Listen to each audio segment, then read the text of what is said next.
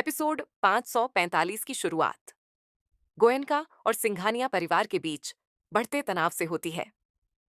अक्षरा अपने परिवार को एकजुट रखने की पूरी कोशिश कर रही है, लेकिन परिस्थितियां उसके खिलाफ जाती दिखती हैं। इस एपिसोड में रिश्तों की परीक्षा, गलतफहमियां और भावनात्मक उतार चढ़ाव साफ दिखाई देते हैं। नैतिक इस समय अपने करियर को लेकर परेशान है।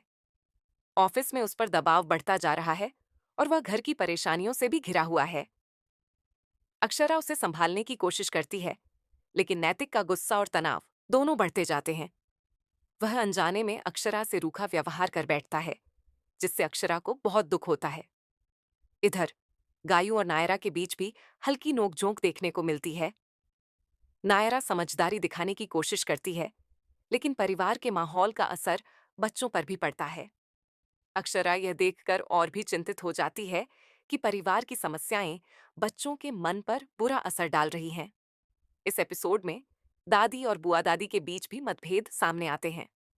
पुराने संस्कारों और नए विचारों के टकराव से घर का माहौल भारी हो जाता है। अक्षरा हमेशा की तरह सबको समझाने की कोशिश करती है और कहती है कि परिवार की ताकत आपसी प्यार और विश्वास में है, न कि तकरार में। नैतिक को जब अपनी गलती का एहसास होता है, तो वह अंदर ही अंदर टूट जाता है। उसे समझ आता है कि वह अपने गुस्से में अक्षरा को दुख पहुंचा रहा है, जबकि अक्षरा ही उसकी सबसे बड़ी ताकत है।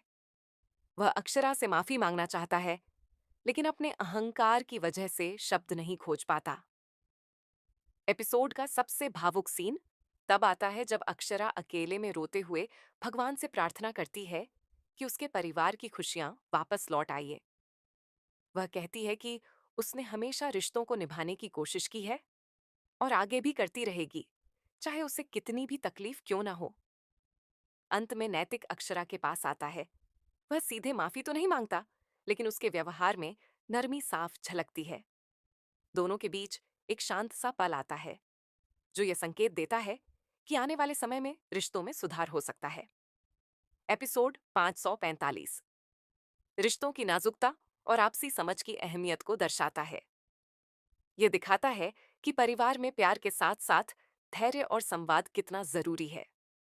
कहानी दर्शकों को भावनात्मक रूप से जोड़ती है और आगे के एपिसोड्स के लिए उत्सुकता बढ़ा देती है।